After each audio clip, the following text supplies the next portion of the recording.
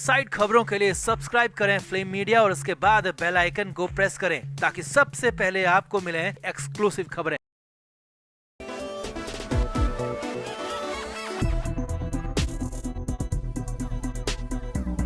महाराष्ट्र से बड़ी खबर है, बहुत बड़ी खबर है। उद्धव ठाकरे को लेकर खबर है, संजय राउत को लेकर खबर है। बंद कमरे में ब्लैकमेलिंग तक की बात आ रही है। जी हाँ, सूत्रों के हवाले से बहुत बड़ी खबर, सबसे बड़ी खबर आ रही है कि संजय राउत फाइनली उद्धव ठाकरे के लिए सबसे बड़ा कांटा बन गए। एक तरह से यहाँ तक कहा जाने लगा है कि वो कहीं उद्धव ठाकरे के लिए भस्मासुर तो नहीं हो गए। बंद कमरे में ब्लैकमेलिंग तक की बातें आ रही है, नाजायज मांगे मनवाने की बात कही जा रही है और दोनों ठाकरे यानी कि उद्धव ठाकरे भी आदित्य ठाकरे भी खून के आंसू रोने लगे हैं। तो कौन सा बदला ले रहे हैं संजय राउत? बंद कमरे की मीटिंग में क्या क्या हो रहा है, सब कुछ आपको दिखाते हैं, बताते हैं। आप भी इस वीडियो को शेयर करें, कमेंट बॉक्स में अपनी राय जरूर दें।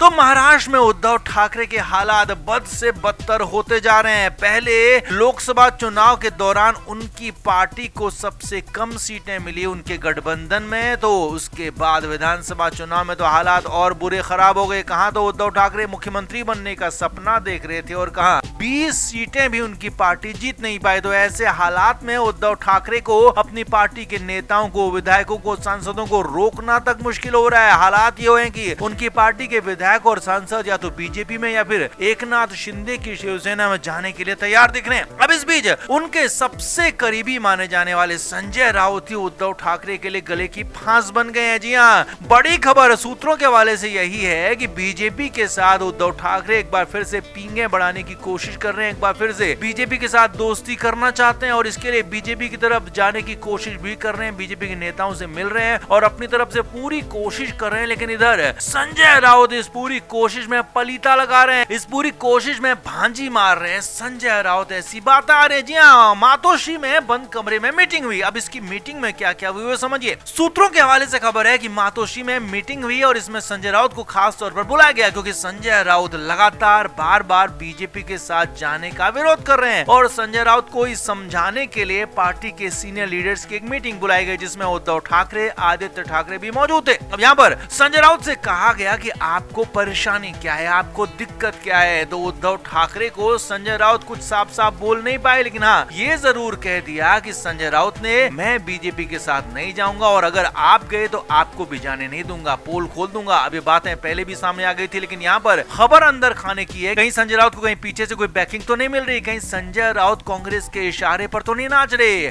कहानी यहाँ तक है कि बंद कमरे में संजय राउत ब्लैकमेलिंग पर उतर आए। जी हाँ, संजय राउत ने साफ साफ कह दिया कि अगर मुझे अलग थलग किया गया या फिर मेरी मर्जी के खिलाफ शिवसेना यूबीटी का साथ बीजेपी के साथ किया गया तो ठीक नहीं होगा और उद्धव ठाकरे के सामने अपनी नाजायज मांगे मनवाने के लिए रख दीजिए। उद्धव ठाकरे के सामने कह दिया कि मैं पार्टी के टिकट बंटवारे में पूरी तरह से बराबरी का हिस्सेदार बनूंगा जब बीएमसी का चुनाव होगा। ये बहुत बड़ी बात यहाँ पर सामने आ रही है। संजय राउत कहां तो शिवसेना के अंदर एक तरह से कार्यकर्ता की तरह थे, बाला साहब उसे उठाकर लेकर आए, क्राइम रिपोर्टर से लाकर सामना मैगजीन का संपादक बनाया और उसके बाद पार्टी का प्रवक्ता और अब पार्टी में सर्वे सर्वा ही संजय राउत बन गए और इसी वजह से एकनाथ शिंदे भी अलग हुए। जी हाँ, हमेशा यही बात कहते रहे हैं महाराष्ट्र के लोग भी और महाराष्ट्र के नेता भी कि शिवसेना को तोड़ने वाले कोई और नहीं थे बल्कि संजय राउत थे। संजय राउत की वजह से एकनाथ शिंदे भी परेशान होकर अलग हो गए। तो यहाँ पर संजय राउत अब खुद उद्धव ठाकरे के लिए भस्मासुर बन गए, ऐसा ही कुछ दिख रहा है, लग रहा है। इसीलिए तो बंद कमरे में अपनी नाजायज मांगे मनवा रहे हैं। यहाँ तक कह दिया है कि बीएमसी चुनाव में पार्टी के जो भी कैंडिडेट होंगे उनको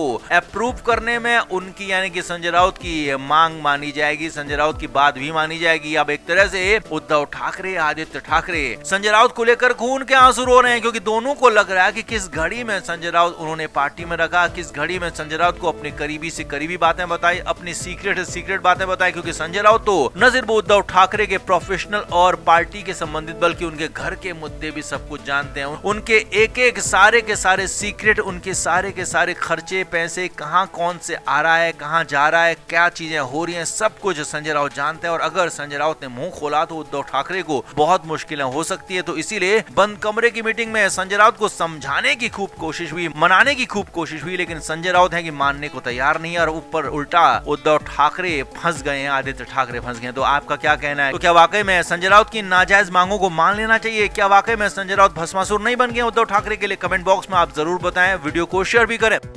महाराष्ट्र से बड़ी खबर है, बहुत बड़ी खबर है। हालात ये हैं कि उद्धव ठाकरे घुटनों पर आ गए, गिड़गिड़ाने को मजबूर हो गए। बेटे के खातिर, बेटे के प्यार की खातिर उद्धव ठाकरे मजबूर हो गए, नाक रगड़ रहे हैं, लेकिन फिर भी बीजेपी मान नहीं रही है। जी हाँ, ये बड़ी खबर, अंदर की खबर आपको बता रहे हैं। और उद्धव ठाकरे को जो असली औकात है बीजेपी अब बता रही है। और तीन तरफ से उद्धव ठाकरे की हेकड़ी निकाल दी है, हाथ जोड़ लिए, पैर पड़ लिए, फिर भी कुछ हो नहीं रहा है। पूरा मामला माजरा आप समझिए कि मामला हो क्या रहा है। असल में पिछले दिनों महाराष्ट्र की नागपुर में बीजेपी के महाराष्ट्र में सबसे बड़े नेता कहे जाने वाले और मुख्यमंत्री देवेंद्र फडणवीस ने उद्धव ठाकरे के साथ मुलाकात की। अब इस मुलाकात के मायने बहुत बड़े हैं। ये मुलाकात छोटी मोटी नहीं थी, बल्कि खबर अंदर खाने की ये है कि आरएसएस के कहने पर, या कहें कि आरएसएस के ही पूरे एजेंडे के तहत ये मुलाकात की गई। क्योंकि आरएसएस के उद्धव ठाकरे के पिता बाल ठाकरे के साथ बहुत अच्छे संबंध रहे हैं और उन्हीं संबंधों का हवाला देकर उद्धव ठाकरे जब आरएसएस के पास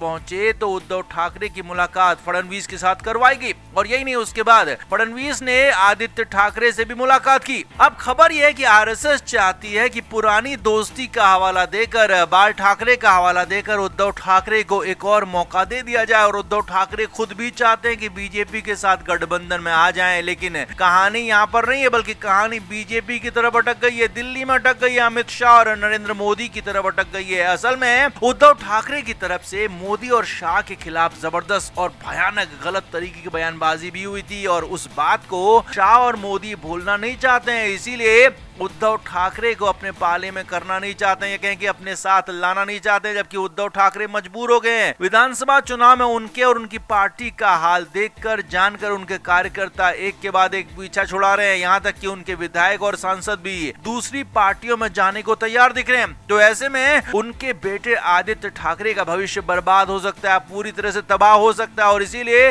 बेटे के भविष्य की खातिर, बेटे की राजनीति की खातिर उद्धव ठाकरे एक बार फिर से बीजेपी के साथ जाने की कोशिश कर रहे हैं। लेकिन बीजेपी है कि मान नहीं रही है। उद्धव ठाकरे को असली औकात बताई जा रही है कि आपने जो किया उसका भुगतिए। उद्धव ठाकरे घुटनों पर आ गए, गिड़गिड़ाने को मजबूर हो गए। लेकिन यहाँ पर तीन तरफ से उनकी हवा हेकड़ी निकाल दी गई है। पहला यह कि एकनाथ शिंदे उनके खिलाफ लगातार बयानबाजी कर रहे हैं और एकनाथ शिंदे उन्हें किसी भी कीमत पर एनडीए में नहीं आने देना चाहता। और पीछे से एकनाथ शिंदे को भी बीजेपी की तरफ से हवा दी जा रही है। दूसरा, बीजेपी का केंद्रीय नेतृत्व लगातार उद्धव ठाकरे की परीक्षा लेने की बात कह रहा है। यानी कि एक तरह से उद्धव ठाकरे को मजबूर किया जा रहा है गिड़गिड़ाने के लिए, लेकिन फिर भी उन्हें पार्टी में लिया नहीं जा रहा। और तीसरा आरएसएस का मामला है, यानी कि तीसरी तरफ आरएसएस है।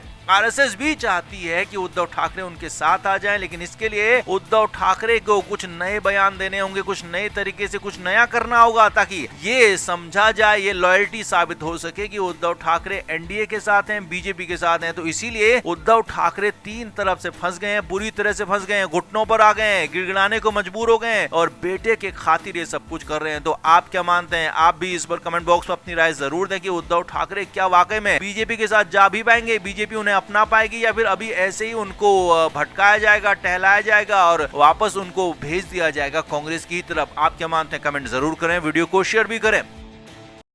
Flame media report.